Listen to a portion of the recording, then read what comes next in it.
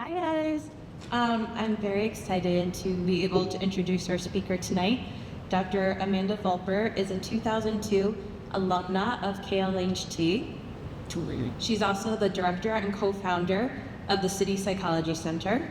Tonight, she's giving back to King and sharing her amazing expertise with us. I hope you all enjoy her discussion. Thank you.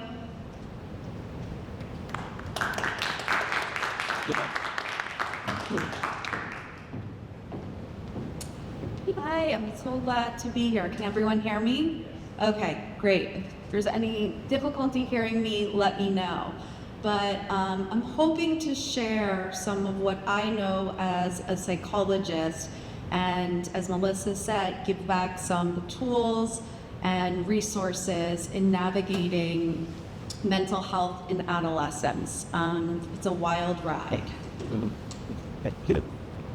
Okay, so a little bit about me. As Melissa said, I did graduate from King in the class of not 2022, 2002. And I really believe, and I tell my parents this, that it was one of the best decisions that they've ever made in sending me to this school. I was a really shy kid, and I 100% believe that the small classes and community really helped me. So you all are made a great decision in sending your kids to this school, and they did not pay me to say that, I promise. That's just how I feel. I'm a licensed psychologist since 2014, and as Melissa said, I am the co-founder of a group therapy practice where we treat children, adolescents, and adults using cognitive behavioral therapy, or CBT, and also dialectical behavioral therapy. I am also a parent. I have 3 kids. My oldest is 9. I have a 7-year-old and an almost 3-year-old. So I'm coming and sharing as an alumna of King, as a parent, but also as a psychologist that has been working with adolescents for the majority of my career. So here's what I want to talk about today. One is identifying anxiety and depression in adolescence. What are the signs? What do we want to look out for? 2, a big one, parenting in the age of social media. And 3, how do we provide stability in this unstable world in which we might be grappling with our own anxieties? As I go through today's presentation, I want you to be asking yourself these 3 questions. And these are questions that I ask family members when they come into my office all of the time. What are our goals as parents? What's your goal as a parent? When do we want to start this process? And what skills and experiences do you think our kids need in order to be successful? Actually, I do want to call out for a second. Does anyone want to share what their goals are as parents? I know I'm putting you on the spot. Yeah, go ahead. Self-contribute by adding great people to the world. Great, contribute by adding good people to the world. I love that. Anything else?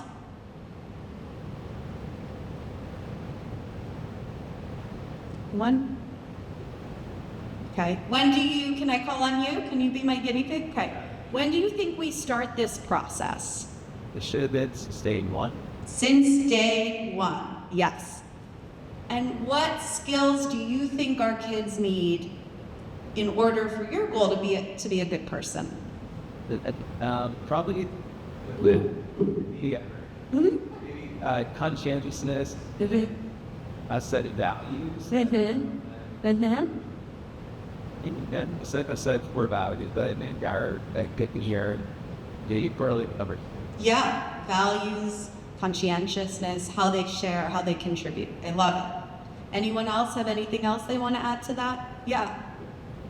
In the back, in the King shirt, sweatshirt. Yeah. Failure? Failure, meaning what?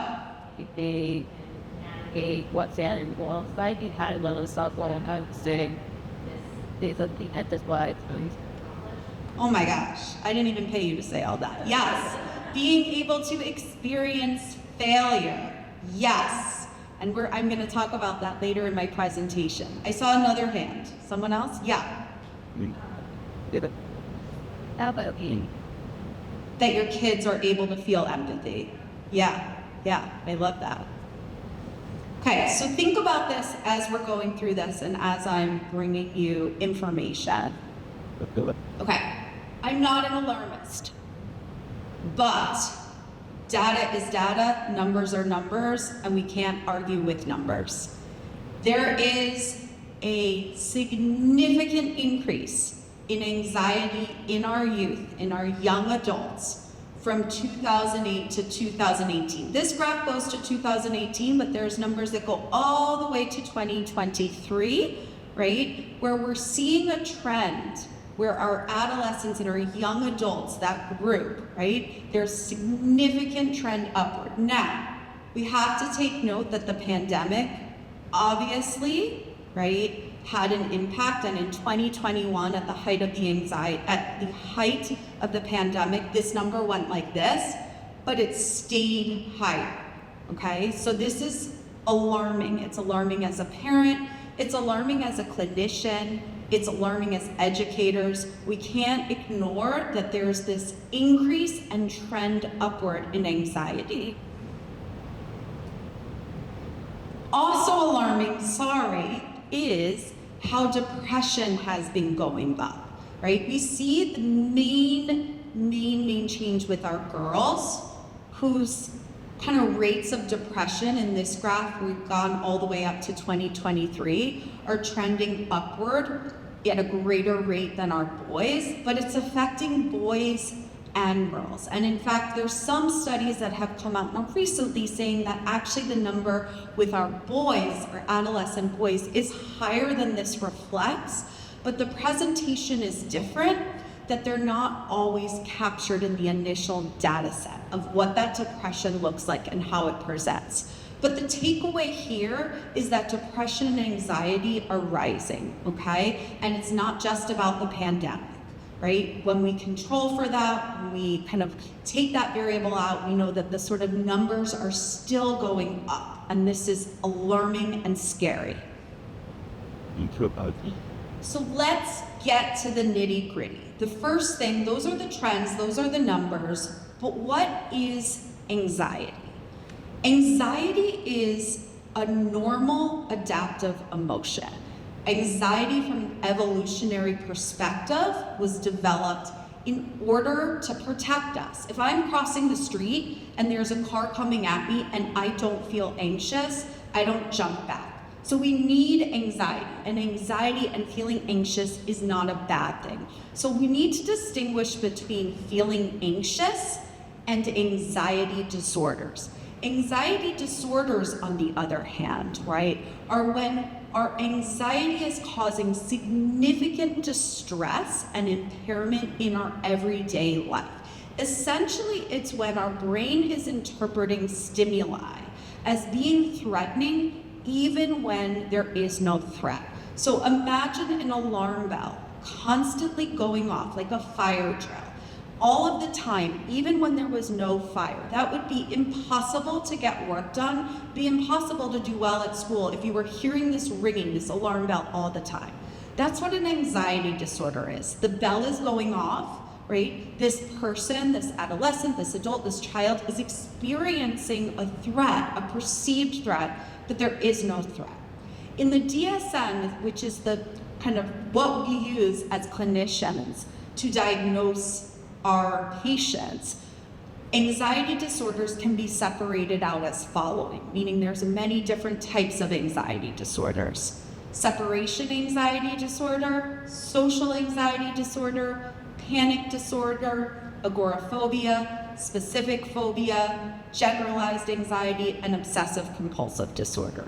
The main thing that I want you to understand is that while anxiety is a normal and in fact adaptive emotion, anxiety disorders affect functioning. When a client comes to me, this is called the cognitive triangle in cognitive behavioral therapy. And I use this to help clients understand what's happening when they're experiencing anxiety and depression. And I want to go through this with all of you today so that if you have a child, an adolescent, or someone in your life that's struggling with anxiety, you can understand it and identify it a little differently. What happens in this way with anxiety is that there's a perception that the perceived stimuli is dangerous. There's a thought that they're having which affects how they feel and their subsequent behavior. So, if I'm someone that's really struggling with some type of health anxiety, and I have a stomach ache, my perception and interpretation might be, oh my gosh, I have a stomach ache, I must be dying or I must have cancer. That's going to do what? My anxiety is going to rise. That's going to then affect my behavior. What am I going to do? Well, maybe I go on the web and start searching a million sites around stomach aches. Maybe I go to a million doctors. Maybe I just engage in a lot of checking constantly in my stomach. Maybe I look to an adult or someone else for reassurance. Am I dying? Am I dying? Am I dying? We get stuck in this loop.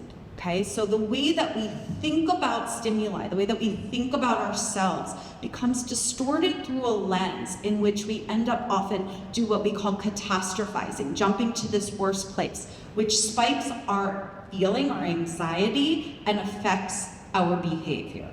Our job, my job when someone comes into my office, is to help my clients learn to think about stimuli differently and learn to manage their thoughts differently, because essentially it's their thoughts and interpretation that are driving up their anxiety. Okay. While adolescents think that they're adults, right, most of the time they're not. And so some of our adolescents are not always even aware that what they're experiencing is anxiety. Well, I might be able to say, hey, I'm really struggling with anxiety, I'm not right. For children and adolescents, a lot of times it's not coming out in them identifying an emotion, but coming out in other ways, in their behaviors. These are some of the hallmark signs of anxiety that we want to be aware of. Okay? One is a hypervigilance. So remember what I said about this perception of threat. When someone is anxious, right, they become hypervigilant to look for cues of what they're scared of. So if I'm struggling with health anxiety, I'm going to use that example again, I might be doing a lot of scanning of my body.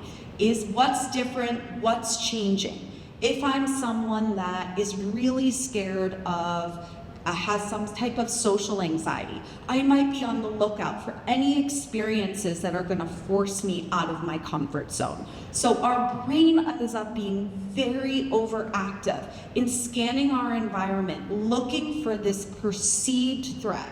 And essentially what that does is it's not only ends up affecting our anxiety, but we end up losing our ability to concentrate on other things because cognitively our brain is being taxed. We're sort of scanning the environment for what we perceive to be dangerous. 2 is avoidant coping. When a child or adolescent, I would argue an adult, is scared of something, go to great lengths to avoid that stimuli, right? They will do anything to avoid being confronted with that stimuli. They'll miss the school dance if they have social anxiety. They'll do anything they can to get out of public speaking. They will go to great lengths, including tantruming or whining or throwing a fit when they're faced and forced with it. 3 are the somatic complaints. We hear this, and anxiety and somatic complaints go hand in hand.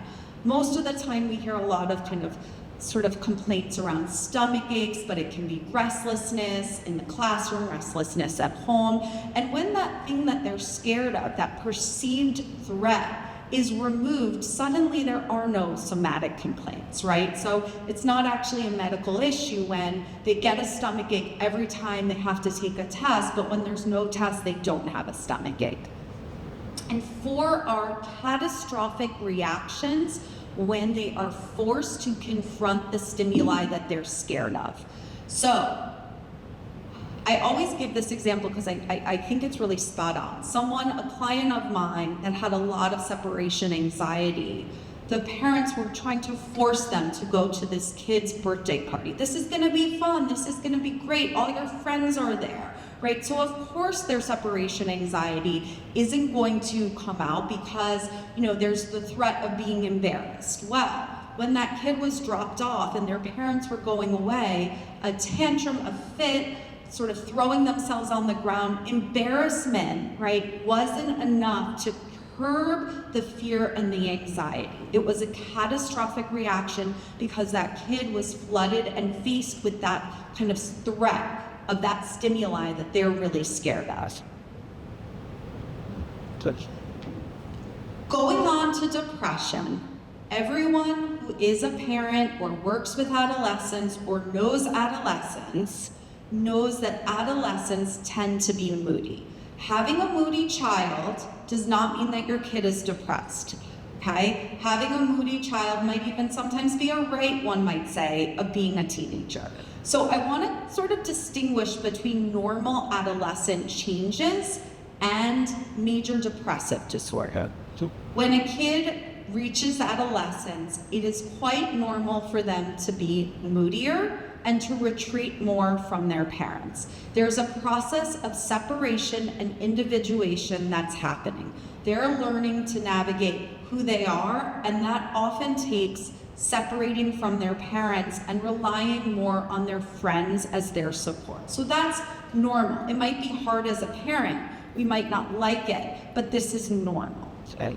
Also at play is that teenagers are often going through a lot of hormonal changes and confronted with puberty, right? A teenager's prefrontal cortex, that part of your brain that's in charge of decision making and impulse control, is not fully developed. So we have this point in time where there are hormonal changes, bodily changes, this desire to separate and find yourself at the same time that the brain is not fully developed, right? We're going to have these kind of like oftentimes moodier children and a tendency to rely more on peers.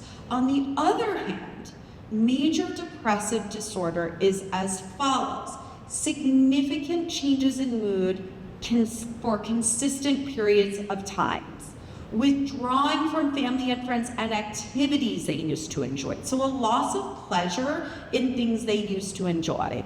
My kid always loved soccer, now my kid never wants to do anything other than be in their room all of the time. A loss of motivation, feelings of helplessness, significant drop in self-esteem, problems making decisions or focusing, sleep issues, changes in weight, and of course explicit talk of suicide.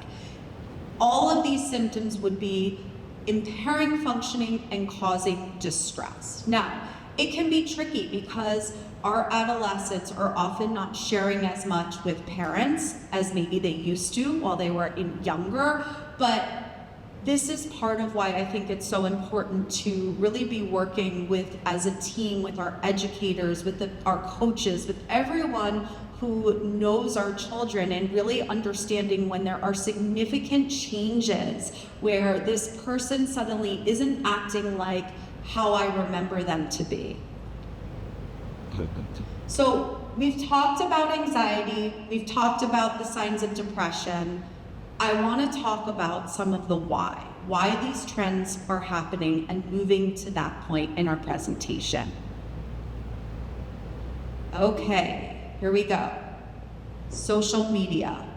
Just so I know with the raise of hands, how many people's children are currently on social media? No shame, no judgment, just so I get an understanding of where. Okay. So, one thing I want to say as I'm presenting this is, it's never too late to make changes. This is not about shaming. This is information to help you decide what you want to do as a parent and where your line in the sand is. Social media has directly a huge contributor to why there is an increase in anxiety and depression in kids. And we know this from a research standpoint.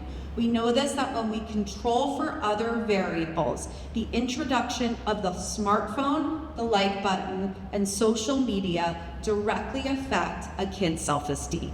How and mood. How is this working? What is the mechanism behind this? Girls in general tend to rely more on emotional connection and a social comparison model that gets amplified by social media. So they're more vulnerable to this idea of comparing themselves to other girls, this idea of in and out group. And with the onset of social media and the onset of the like button, what that's done is it's made girls much more susceptible to the social comparison. I now have in my face that I wasn't invited to this party, that I'm not part of this, that this person looks better than I look, in a way that never was before when you were growing up, when I was growing up. Number two, learning and a tendency to, with early sexualization as a way of getting attention, right, and impacting their self-esteem. And number three, an increase in cyberbullying and aggression because of social media. When we are looking at filtered images and sexualized images of other people our age and seeing other adolescents with, again, a brain that's not fully developed, getting attention that way, what happens to how we feel about ourselves? These are kids that haven't fully formed their own identity yet, are quite susceptible to peer influence, and it becomes so easy and difficult not to get into social comparison. For boys, it's a little different. They rely less on the social comparison and need for validation from their peer group. But what's happening to our boys with social media and the smartphone is we're treating more into a virtual world, where video games and that virtual world are replacing the face-to-face interaction.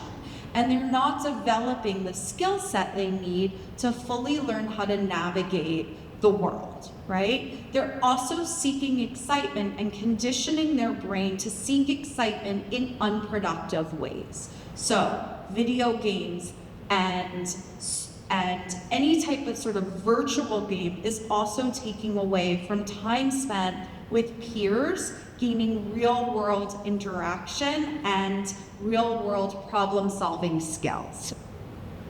Any questions about any of that so far?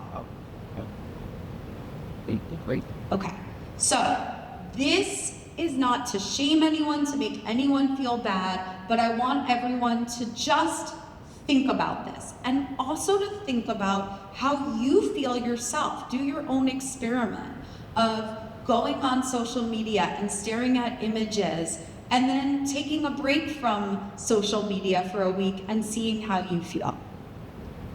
At the same time, sorry. Okay. So I know that we are living in a world in which technology is part of our world. We're not escaping it. It's here to stay. It's probably only going to continue to impact us more and more. And yet, there are still ways that we as parents, as educators, can be protecting our kids, knowing what we know about the ways that social media and the smartphone really kind of negatively affect them. Go back to those questions that I asked you in the beginning. What are our goals as parents, right? What are our goals? When do we start? How do we do that? No one said being their friend. Our job as parents is not to be their friend, right? And so that means that we have to set and be okay with setting rules and boundaries when we know it's in our kids' best interest. One of our jobs is to keep our kids safe. So I want to empower all of you to be and go back to that question of what you want for your child and what your role is, and the importance of setting rules and boundaries when it comes to the phone. Number two is fluid and flexible. So Sometimes I talk to parents that come into my office and they say, like, I know that this app or social media is really not great for my kid, but I already gave my kid it. I can't possibly take it back now.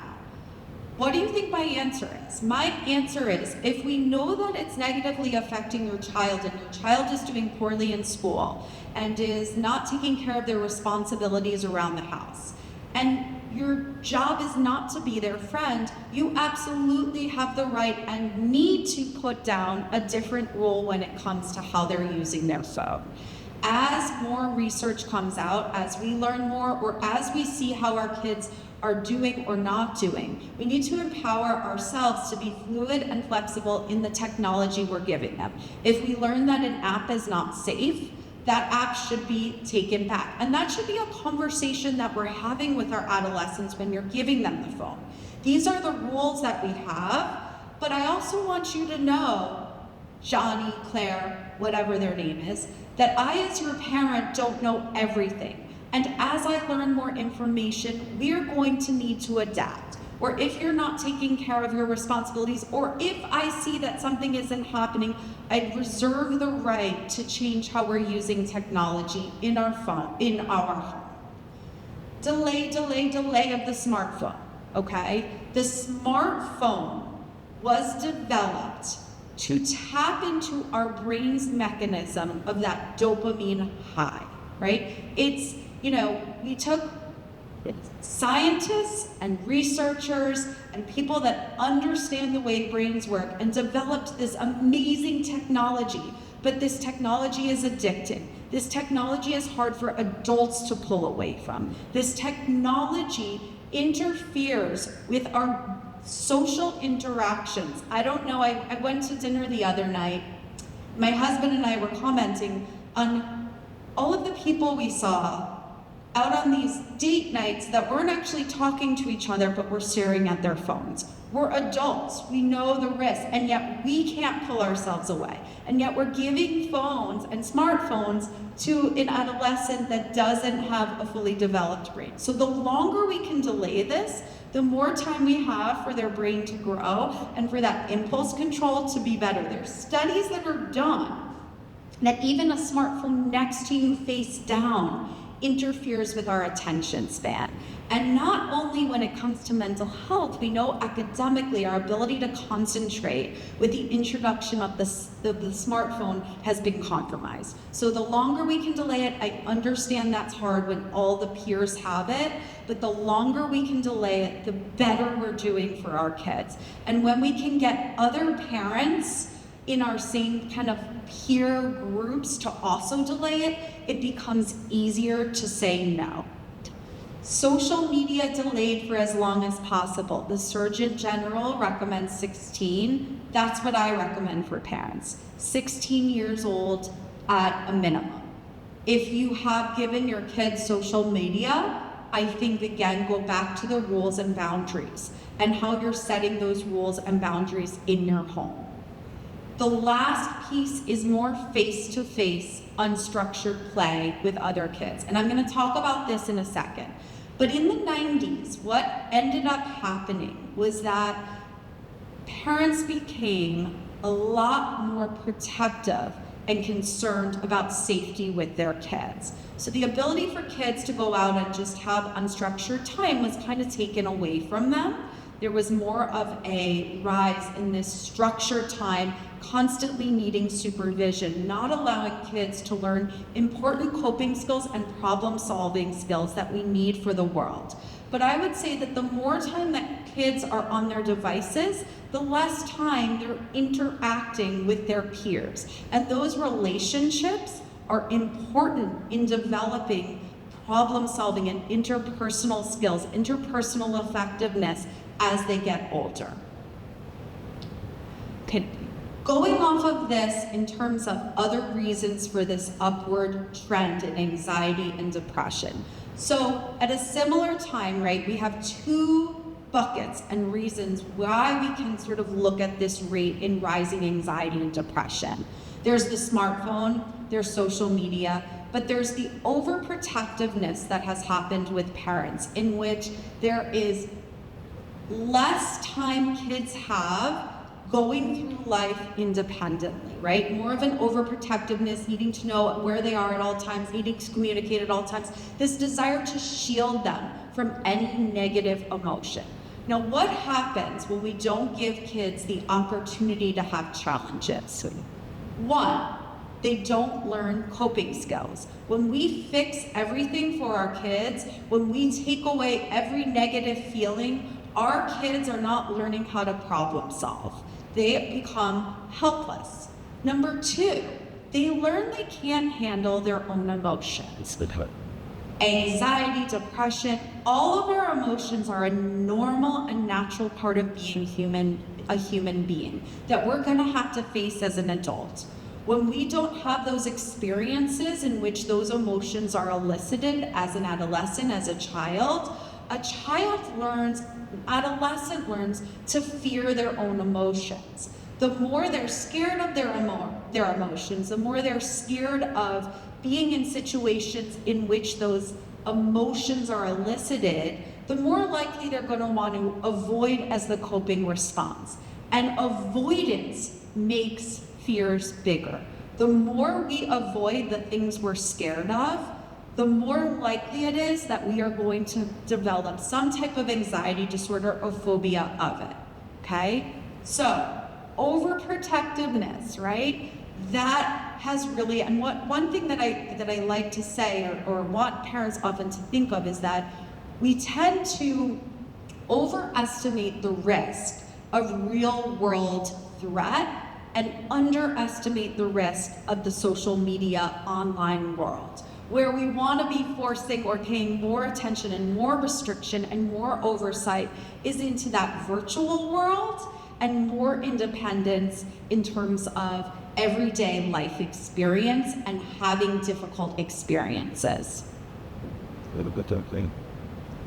So what are some things we can do to proactively help our kids in regard to helping not with this increase in anxiety or avoid anxiety disorder? Obviously, to some extent, anxiety and mental health, there is a genetic component, but there's the part we play. There's the environmental way that we're navigating childhood and adolescence in which we can help our kids manage anxiety in different ways. So number one, not allowing our kids to just avoid things that they're scared of. The more that we give in to a desire to avoid, the more likely it is that that kid develops an anxiety to that threat, and that threat in their mind becomes bigger. What our job is to help them face what they're scared of in a slow and controlled way. And the more they're confronted with these experiences that they're scared of, right, the more they learn they can handle it. That I can be anxious and I can get through it. That I can be really scared to public speak, and yet as I do it, I realize, hey, it's not so bad. So confrontation instead of avoidance is number one. Number two, we want to validate our kids' feelings 100%, but we don't want to jump in and solve every painful feeling or problem. As parents, as people that care about our children, it's really hard to see your kids struggle, and it's so easy. I understand it's want to jump in and fix it and take it away, right? We're like primed to do that. And yet when we don't allow our kids to figure it out themselves, they're not learning how to navigate the world. Number three, modeling self-regulation in home. And this takes doing the work, right? If you're an anxious person, if you've got your own anxieties, learning how to self-regulate so you're not passing that down and your kid's not learning these kind of catastrophic reactions is so important. Whether or not you know it, your kid is looking at every response and reaction that you have. So learning how to regulate ourselves is just as important as teaching our kids that. Number four, instead of fixing or taking away an emotion or shielding them from a hard word that makes them feel one thing or another, What we ultimately want to do, the goal, is empowering our kids to know emotions come and go. I use the image of a wave. This is something that's talked a lot about in dialectical behavioral therapy. Emotions come, they go. They peak, and then they kind of go down, right? We want to ride that wave out. We can't avoid having it, but we don't have to get sucked under it. When we have a strong emotion, how you feel in this moment is not how you're going to feel tomorrow or in an hour or in 3 hours. So teaching our kids, hey, you're feeling really sad right now. That's a really hard emotion to sit with. And this isn't how you're going to feel tomorrow. Let's think about how we can ride this out together, kind of coming and going. Our kids learn, hey, my emotion isn't in control, I'm in control. And number 5, those experiences in which they are scared to do, when we're asking our kids to do them, when we're having them confront the things that they're really scared of, developing mantras to say to themselves to get through that moment. I feel anxious and I can do it. I feel really scared of talking to this new person, and I know that that's okay to feel anxious. What are the things that they're saying internally that help empower them and get them through that moment? So that's with anxiety, and that's with sort of the anxiety response and how we proactively help them with that regard. In terms of the depression, or rather self-esteem and self-value, which is a protective factor against depression, these are some of my recommendations that kind of, we know to be really helpful for our children and adolescents. One, as I talked about, staying off of media for as long as possible. It really can be damaging to self-esteem and that sort of social comparison. 2, helping cultivate interests out of school that help build feelings of competency. So what is it to feel valuable as a human being, to feel that we have self-worth? It's directly kind of corresponds to the feelings of competency or mastery that we have. We want to follow our kids' interests and have them continue to pursue things that make them feel competent, that make them feel valuable and good about themselves. I don't care what it is, right? But it's what they kind of can feel good about accomplishing and that they're interested in. Building the relationships with us, parents and educators and coaches, or those that work with our kids, in which they feel that they're really being seen for who they are and that they can talk to you, right? Even if they're speaking less to you as an adolescent, we want our relationship to be solid. We want them to know that we value them, that we accept them, that we see them, and that we're there for them. We may not be able to fix everything, and we don't want to fix everything for them, but we're always in there for them.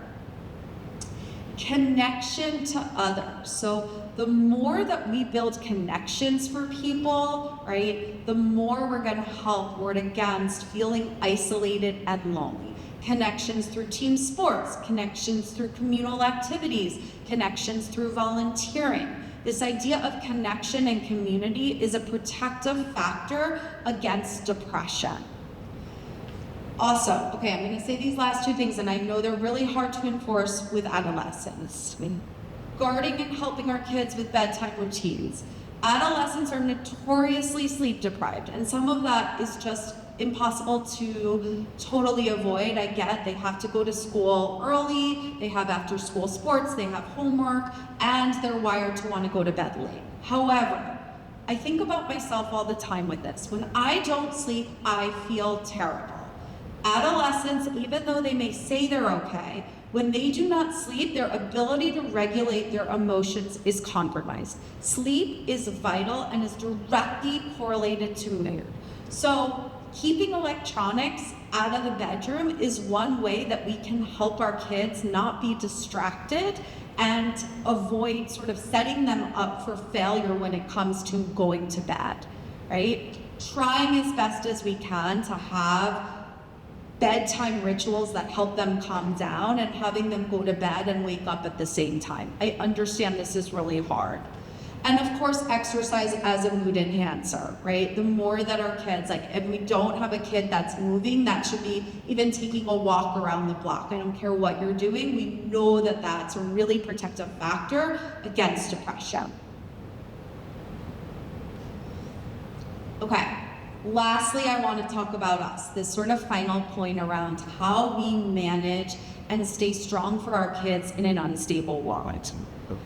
So the first thing I just want to bring up and say with regard to this is every generation has had some fear, some threat to their safety that they've been worried about. If you speak to your parents, there was something they were scared about when it came time to raising you. Every generation has had it. I'm not saying it's better or worse now. I'm saying that this is part of being alive and being a human being, that we're faced and confronted with uncertainty and fears about the future. Worry in general is an attempt to control, right? We worry as a function of believing that that's going to help us stay in control. The reality is none of us are in control. I can't control what happens tomorrow. I certainly can't control what happens in 10 years, 15 years, 20 years, right? When I accept that and I as a parent learn, all right, I can't control that. I don't know what's gonna happen with the environment or politics or the world, right? When I actually accept that, it frees up a lot of space to focus on what I can control and really models resiliency for our kids. So for parents out there in terms of these big existential threats, the first thing is really normalizing and validating. Every generation has had that. We want to focus on what we can control. We want to let go of those things that we can't control and accept that that's there. With regard to parenting and how we manage that, here are my tips. This is what I hope is helpful for all of you. One, being aware and handling our own anxieties. If I'm someone that's really scared and has my own health anxiety, and every time I get sick, I say, oh my God, I'm dying. I gotta go to the hospital, I gotta go here, I gotta go to there. What are our kids learning? Of course they're gonna pick up on this. This is the same for these kind of bigger, larger existential threats. We as the parents need to be the road, the foundation. And so that does require us to regulate our own emotions in order to help our kids feel safe and stable at home. We also want to help our kids when they're coming up and talking about their own anxieties about the world, to reframe this as, what do they have control over? No, we may not be able to control what happens in 5 years for you if you're going to have if you're going to get into whatever it is that they're worried about, right? But when we come back to what we do have control over, we're empowering our kids. Worrying about things we don't have control over is simply a mental drain, right? Helping our kids identify what is helpful and what is unhelpful thinking.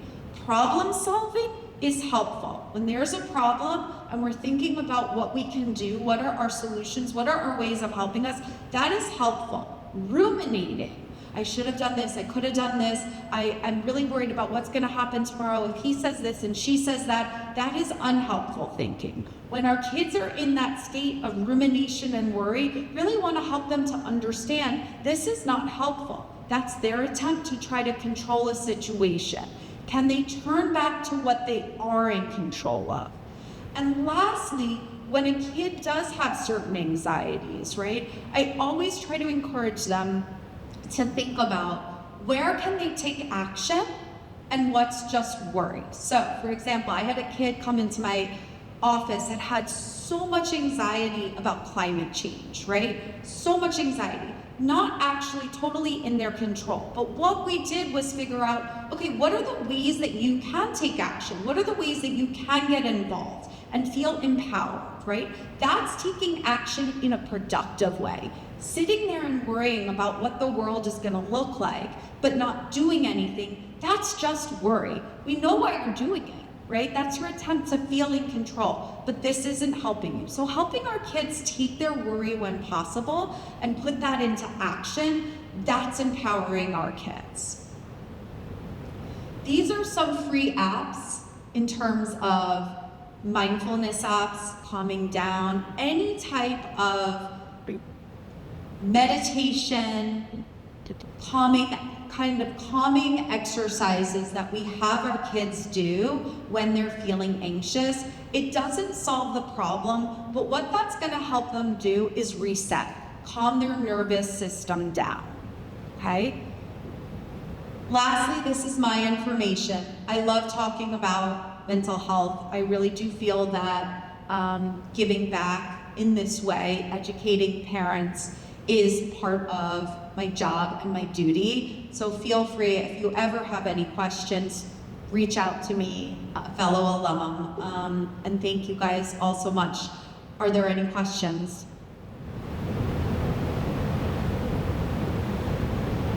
Yeah. I feel like a lot of what's left out of this is the huge percentage of time they spend in school. And so what are your suggestions on how we can influence the school to take this seriously? So the question was, how do I help the school? What's left out is the time spent at school where they're, are you saying, kind of able to access their devices? Or what specifically at school are you referencing? They're more able to access things. Mm-hmm. And like say after school ends and they go to play practice or soccer or whatever, then they get their devices back. Mm-hmm. All of a sudden it's sort of a free for all. Even if our kid doesn't have one, he's next to people that do. So how do we help the school continue this mission when we're not with them? Yeah, that's always a hard line to draw between when you're not with your kid of how you're helping with that. I mean, I think there's a couple of things to think about, right? One is that collective kind of activism among parents in helping, you know, enforce rules within the school of devices away or phone-free sort of schools.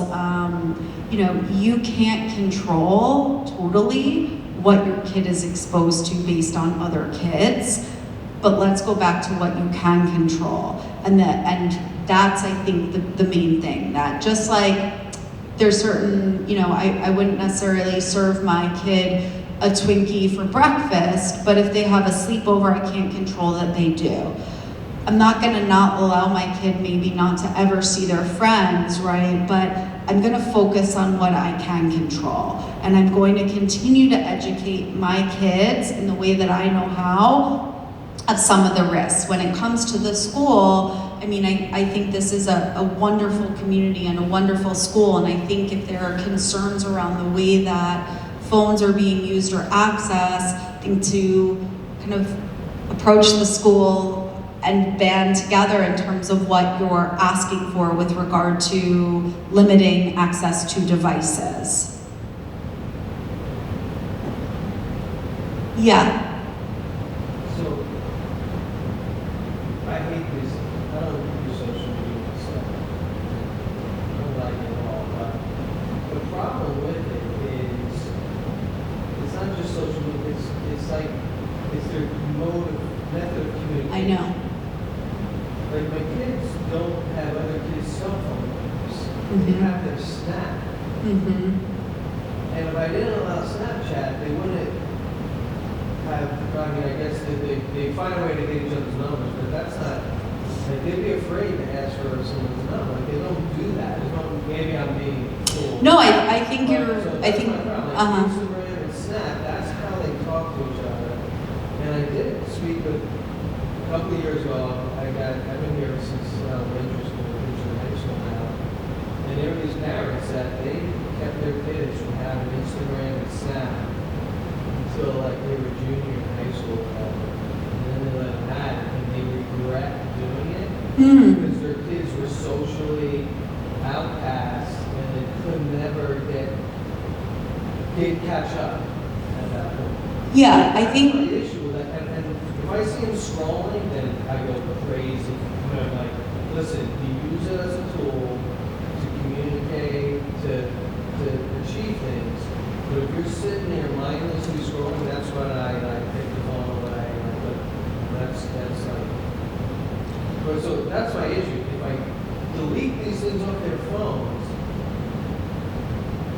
Yeah, I think you're bringing up shut out of like a huge part of their framework. right. I think all of these, look, it's so much easier to enforce this when you have other parents and are banding together. If that's not the case, it is a hard balance to strike, but I think what you're doing is then the right approach, right? Of, if I can't totally take this away, what are my rules and boundaries? And how do I make sure that it's being used in a way where they don't have access all the time? Or what time of day I'm giving them permission to do it? Or when I see them mindlessly scrolling, right? So there's always these suggestions and what we know, and then there's the individual family and how we have to navigate that, knowing our kid, knowing the social group that they're in, and knowing the pros and cons of each of these things.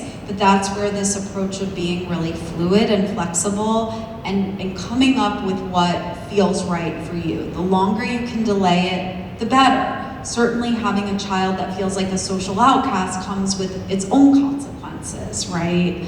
But I think rules around it, boundaries around it, and certainly the mindless scrolling is very different than saying like you're gonna communicate with a friend. One follow-up if I may. So, what if your kids are on social media and they're not posting stuff? Like I get the thing, you post something and then the likes. Right. If your kids aren't doing that, after the scrolling, I would think they're somewhat protected from that, like.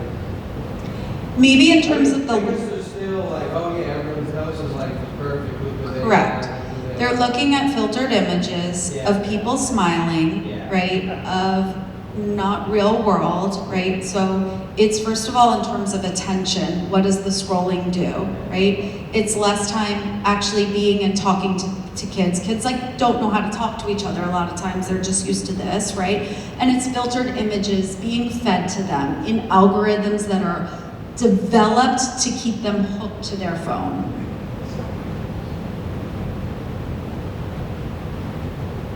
Yeah. So obviously we're here for a reason, and I think it's helpful, and so is your guidance. We have the benefit of being able to retroactively look back and see the moment in time where there's a correlation in change in behaviors and say social media contributes to the changes in people's responses. I'm curious about, we're in the present day and the advent and the kind of like flourishing of generative AI and LLMs. What's the conversation like today? Seeing the impact of social media and understanding where this could go. I'm just curious about from your perspective as a professional, what's the perspective right now in the conversation around LLMs and what that could mean for young minds long term? It's like AI basically, right? So Right, like ChatGPT. they're basically an alternative to a person when you're basically having a computer model that you can communicate with. And the accessibility of that, and there's the long-term trajectory of the impact that we're starting today. Right. Using this as a reflection and question going to say, if this had impact, I'm curious to hear what the conversation is now, looking forward to what this means, what type of defense should we have in mind today that this happens. Yeah, I mean, so the question was related to AI and how we approach that with ChatGPT, knowing some of the damage of social media from the standpoint of now. Obviously, I'm not a fortune teller, but I can predict that AI is not going to be helpful for interpersonal effectiveness skills, right? Like I think we can all probably predict that. It's also probably not going to be helpful for creativity and a brain that's not fully developed. We can't begin to understand at this point what that damage is actually going to look like, how it's exactly going to affect youth and adults. I think there should be, right, certain restrictions around how that's used And I think it's something we have to be very, very careful with. My approach with this stuff is less is better. Less is better. The less they're exposed, the less they're using it. You know, if you had a calculator before you learned how to add, what's gonna happen, right? You have a robot talking to you before you've had real relationships. What's gonna happen? So I think the longer that we can delay that and the more you restrict it, the better off. And I would take a very conservative approach with it.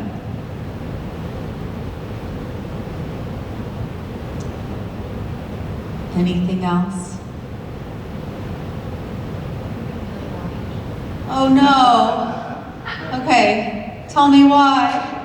No, because I was hearing the gentleman, your experience, or like in my mind, like we're gonna keep our girls off. Like my daughter doesn't have a phone, but I don't know this for a fact, but from what she says, her perception is that most of the girls in school in 6th grade have a phone, right? So In 6th grade, wow. it's in 6th grade now, okay? So like in my mind, like you're staying off social media as long as possible because my hope is that by staying off of it, you actually know how to communicate with other children and with adults and be like a normal human being.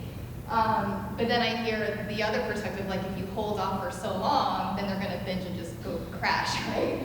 And so it just makes me worried. You think that what you're doing right now as a parent is good enough, and then you. Okay, but here's the other side to it. Okay, here's the other side. There's actually a lot of research done, or sort of studies done, asking kids that were given a phone early. I don't know if you've seen this, you know, at the point sort of several years later that will say, I wish my parents delayed giving it to me. I don't think this was good for me, okay? So there's two separate things, right? Every family is different, and we always have to weigh all the factors, right? And that having these concrete, you know, that's one of my jobs as a clinician, is like black and white thinking is not what we want. It's not all good, it's not all bad, right? It's somewhere in the middle, and we have to kind of make individual decisions. That being said, your goal is not to be your kid's friend, right? Your goal is to protect your kid, keep them safe. And so I think it's going to be an ongoing watch and see, and being fluid and flexible and trying to sort of take in all the information. The more, I do think that with more and more information coming out, more and more parents are gonna start delaying more. So I think hopefully, you know, you're trying to advocate for that, and trying to get even like 20% of a peer group, if they're delayed, that socially doesn't have the same impact that everyone having it. And if they don't have a phone, you know, can you give them another way of communicating with their friends? Can they have a watch? Can they have, you know, a flip phone? There are other ways of communicating without the smartphone.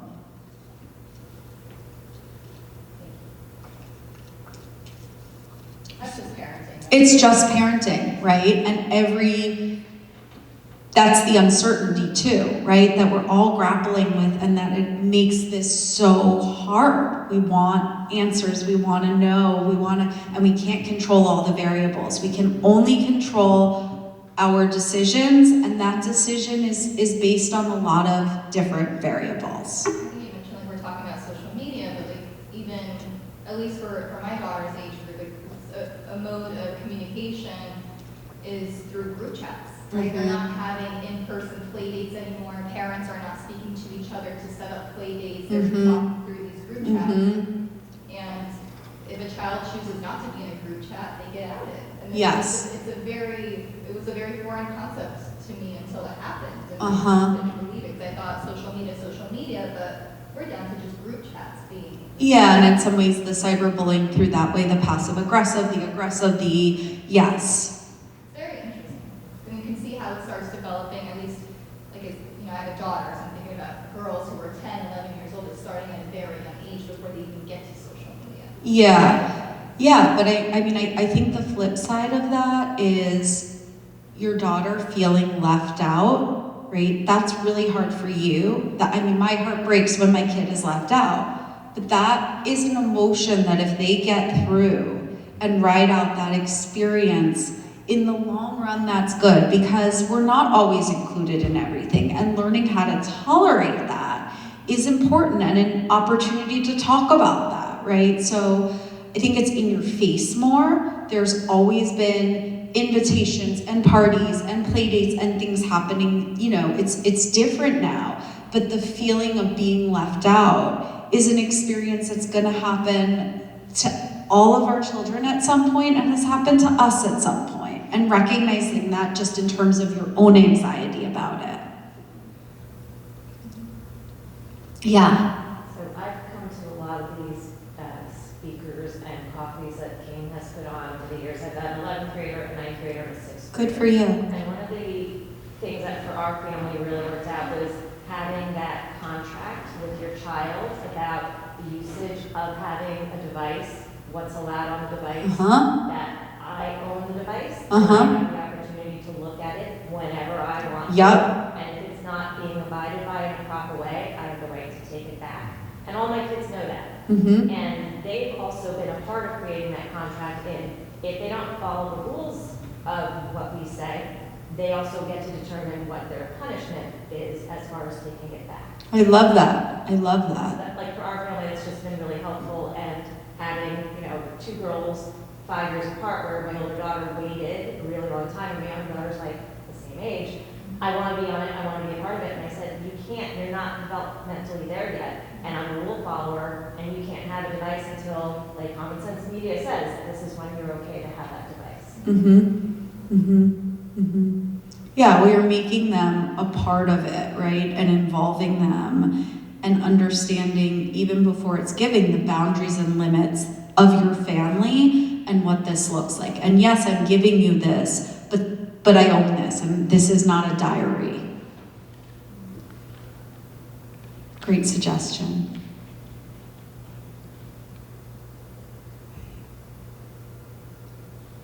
All right, well, thank you all so much for coming out on this Wednesday evening. You know, use each other. It sounds like there's definitely some like-minded families here, and, you know, I think continue to have the approach of